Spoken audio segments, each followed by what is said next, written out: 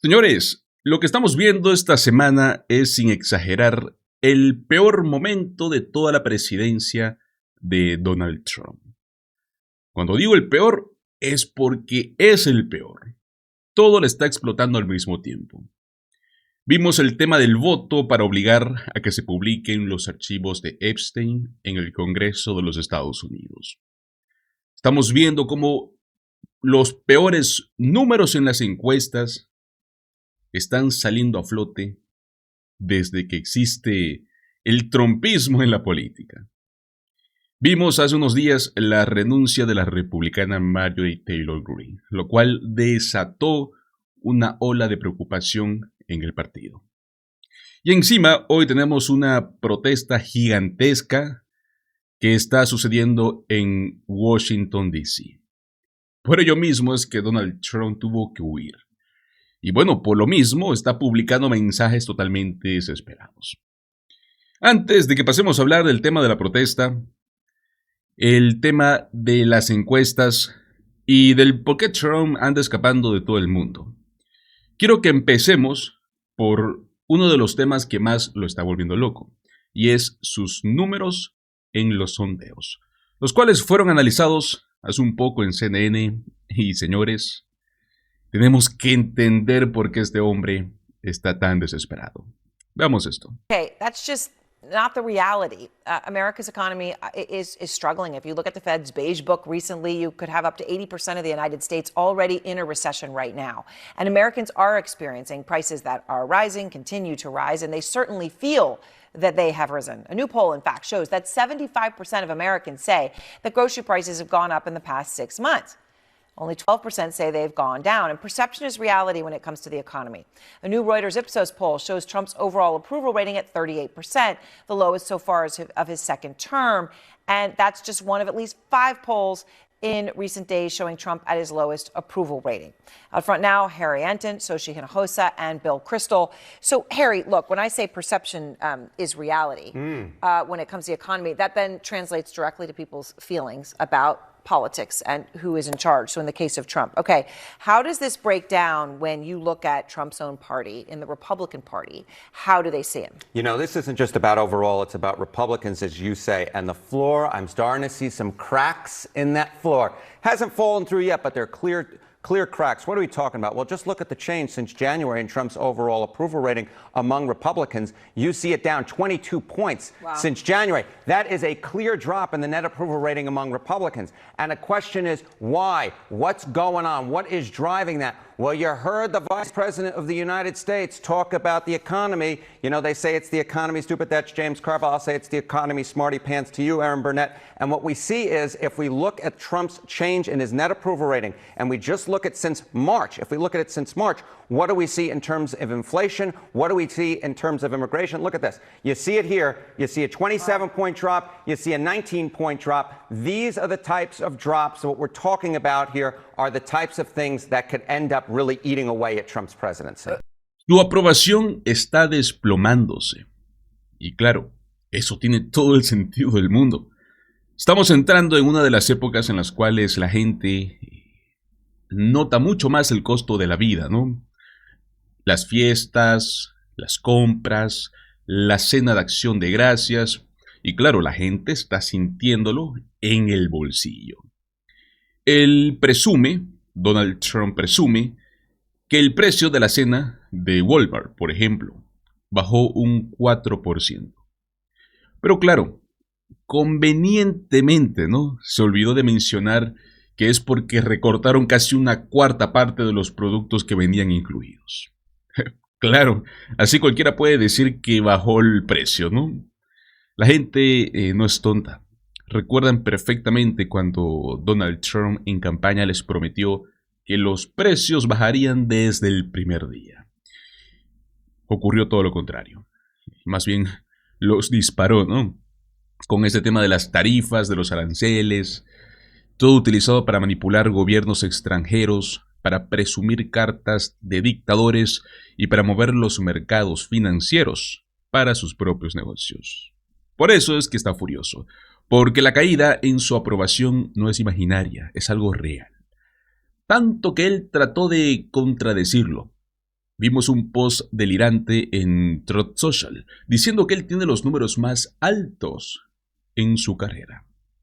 Claro, mientras su mundo colapsa, miles de personas salieron a protestar en Washington, D.C. Solo vean esto.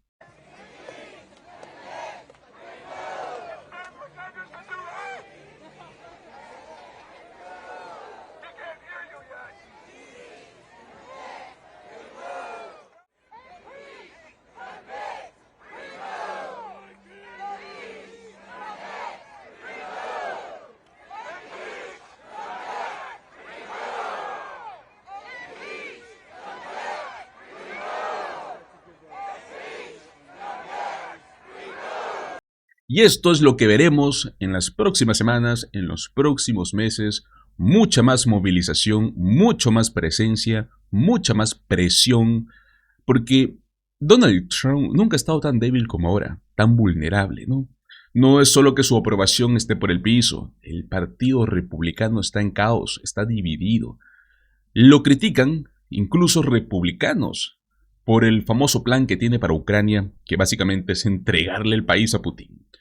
El escándalo de los archivos de Epstein, que está destrozando su mandato. Sus tarifas que arruinaron los precios. Y claro, el Partido Republicano está más fracturado que nunca. Él está débil política, mental y físicamente. Por eso, este es el momento perfecto, ¿no? Donde la gente y los demócratas han visto que tienen que presionarlo públicamente. ¿Qué hace Donald Trump cuando está desesperado? Pues claro, señores, es fin de semana, es domingo. ¿Por qué no irse a jugar golf?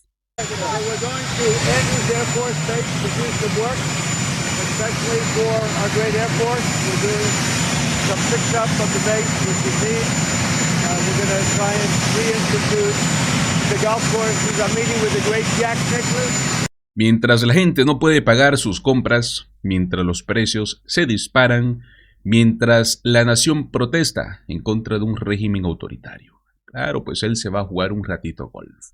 Por eso es que están protestando. Por eso es que está perdiendo apoyo. Por eso es que termina quedando expuesto.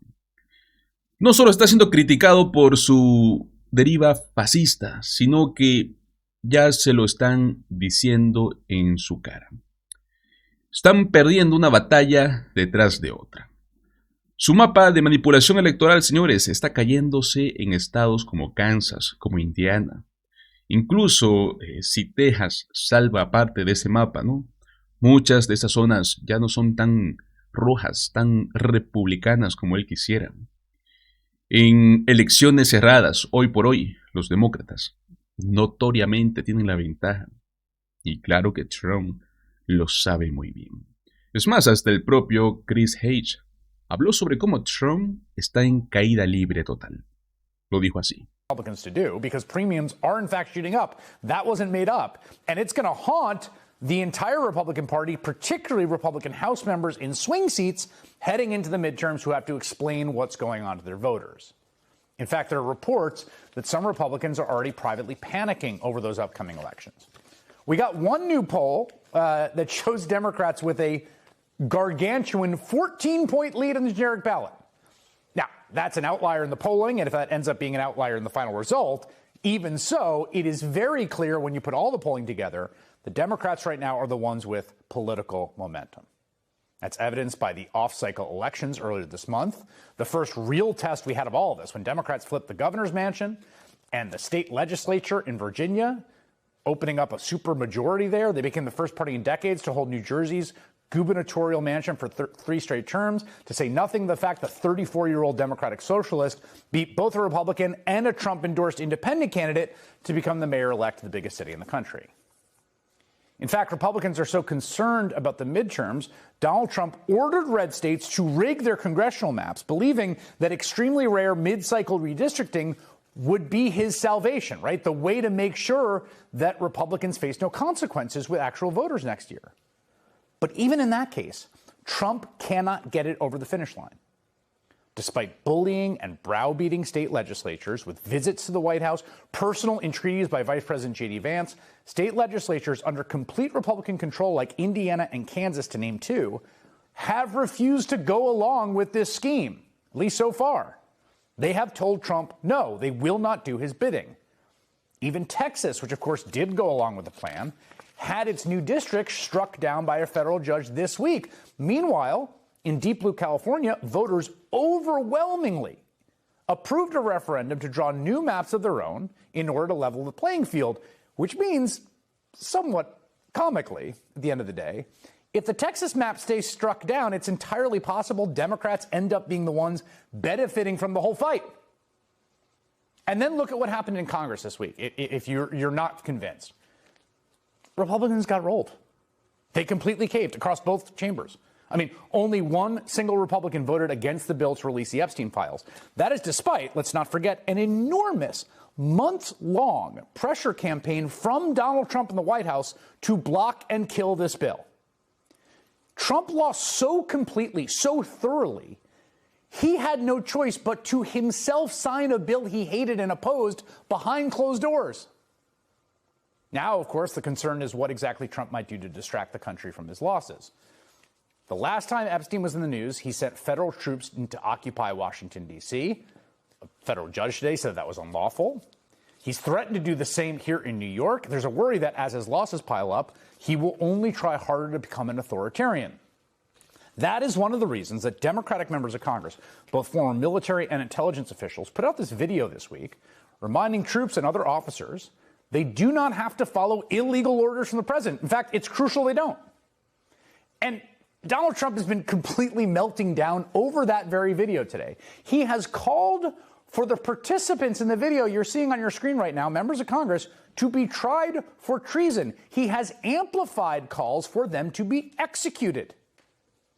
He has received bipartisan condemnation for his comments. All this is happening at a time when his approval rating has cratered, and it is very clear to everyone, not just people watching, but the people doing politics in Washington, that he is not operating from a position of strength right now. Donald Trump colapsando, su círculo interno en pánico total. Honestamente, ¿no? Da un poquito de gusto ver que finalmente todo lo que sembró está regresando a él. Ahora bien, señores, yo me pregunto, ¿en qué momento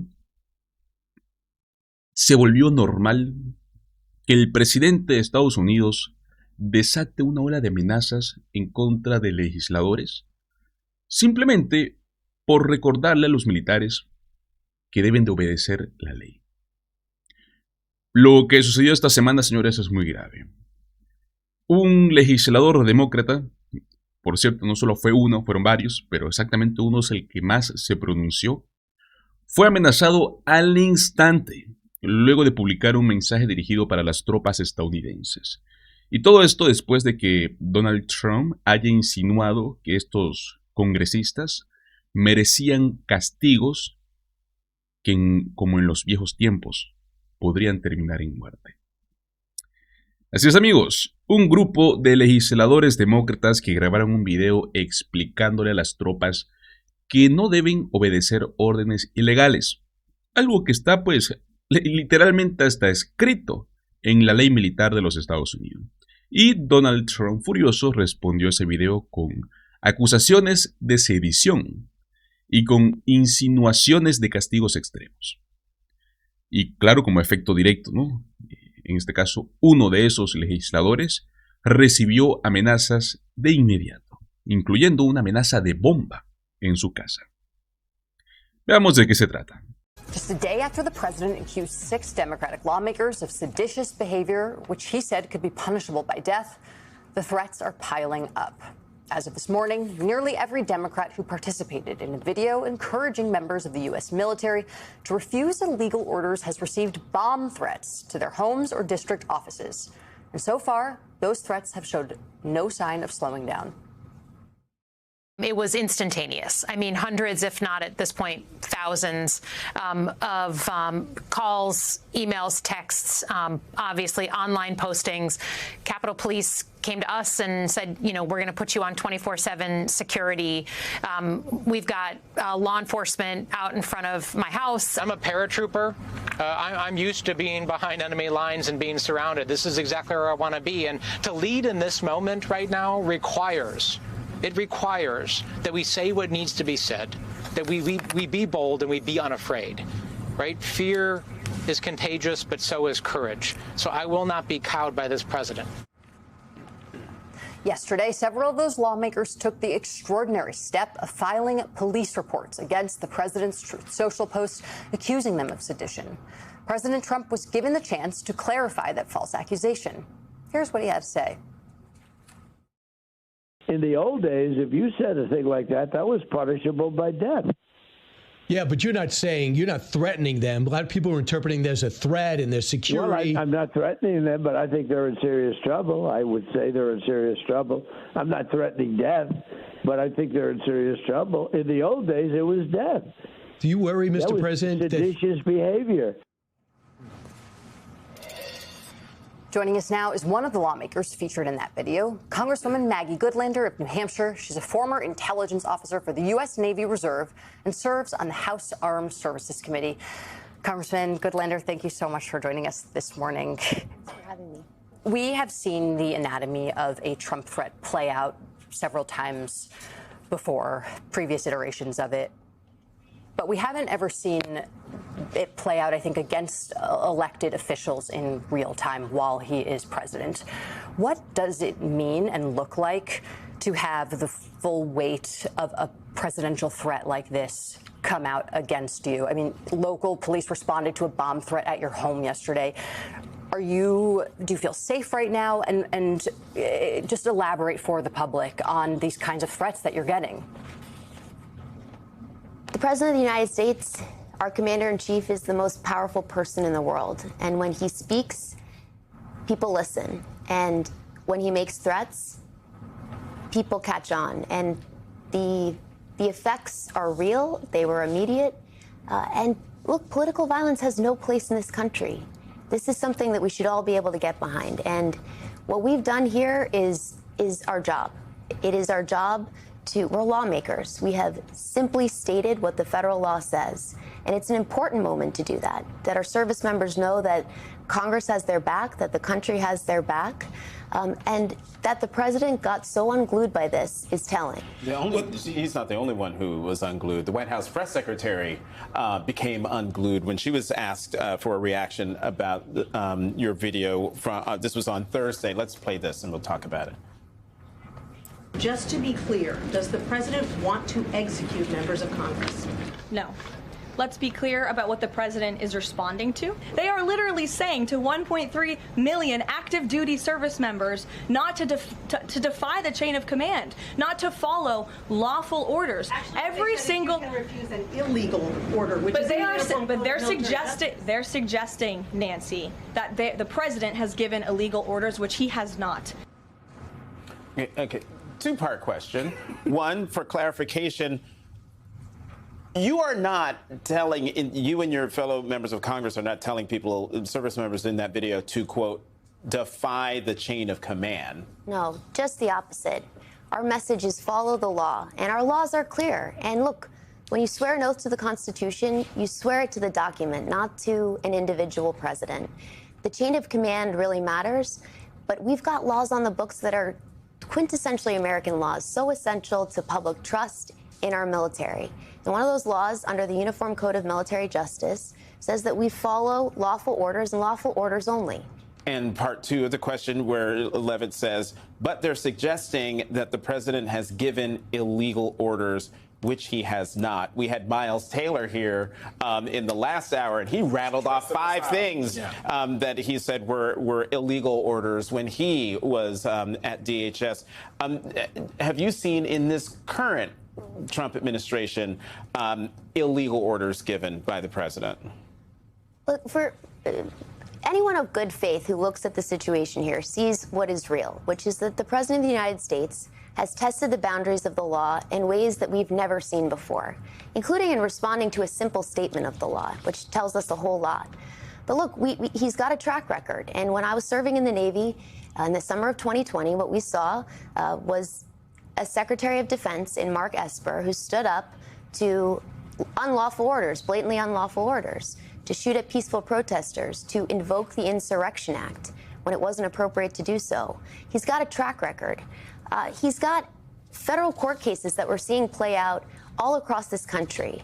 And, you know, his own judicial appointees, more than 24 of them, have struck down what they believe to be unlawful orders. And that's called, I think the technical term is bench slap, B-E-N-C-H slap. It's the morning show. But the bottom line is he's got a Secretary of Defense now who came before our committee, the House Armed Services Committee. I asked him a simple question: will you abide by a decision of the United States Supreme Court?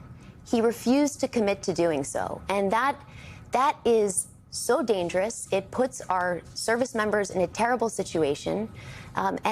This is where the concern comes from. So any person of good faith who looks at this has got to say there is a legitimate concern here. And that's why restating the law, restating our commitment to the Constitution, having clarity about that is more important now than ever. Congresswoman, I want to move a little bit away to a tangential part of this, which is Venezuela, right? Recently, and this is from Washington Post from November 11th, the U.S. troops not liable in boat strikes. This is from a classified Justice Department memo. It reads, the Justice Department's Office of Legal Counsel stated in a classified opinion, personnel taking part in military strikes on alleged drug trafficking boats in Latin America would not be exposed to future prosecution, according to 4 people familiar with the matter. One, I don't think that they can stop them from being open to future prosecution, so that's one. But 2, you wouldn't have to do this if there wasn't at least a question about what you all said in that video, which is that the President of the United States, in your estimation, in court's estimation, that there is some possible illegal orders that are being given at the end of the day. They wouldn't have to release something like that. Ok, amigos, esta es la demostración en tiempo real de cómo funciona la maquinaria de amenazas cuando Donald Trump apunta su dedo hacia alguien. Este legislador lo dice claramente, ¿no? Las amenazas fueron inmediatas. No pasaron horas, no hubo un proceso, fue instantáneo. Y eso pasa porque Trump ya no solo opina, sino que él insinúa. Y la gente que lo idolatra lo toma como una señal. Aquí tenemos un punto muy importante, y es que no se trata de que Trump diga explícitamente, ¿no? Vayan a amenazarnos. Él no necesita hacerlo. Él ya sabe cómo funciona esa base que tiene radical. Él lo ha visto en acción. Lo ha incentivado antes, lo ha celebrado antes. Es un tipo de dinámica repetida, ¿no? Y es ya comprobado. Él siembra y otros ejecutan. Lo siniestro es que él lo sabe, pero aún así sigue haciéndolo. Hay quien podría decirme, pero que los congresistas exageran, que no es culpa de Trump si alguien se pone violento, ¿no? Y amigos, ese argumento, digamos que suena razonable si no fuera Trump, hasta que revisamos los hechos. ¿Por qué? Donald Trump ya ha tenido episodios donde sus palabras desencadenan violencia directa. Lo vimos con el tema de la insurrección. Él ya ha sido advertido 1000 veces por agencias de seguridad sobre su retórica activa extremistas. Y ya ha demostrado que cuando lo confrontan con estas conexiones, en lugar de bajar el tono, él lo sube y a propósito. O sea, aquí estamos viendo lo mismo una y otra vez. Un video legal, un video informativo, en otras palabras. Solo que en esta cuestión fue dirigido para las tropas de los Estados Unidos.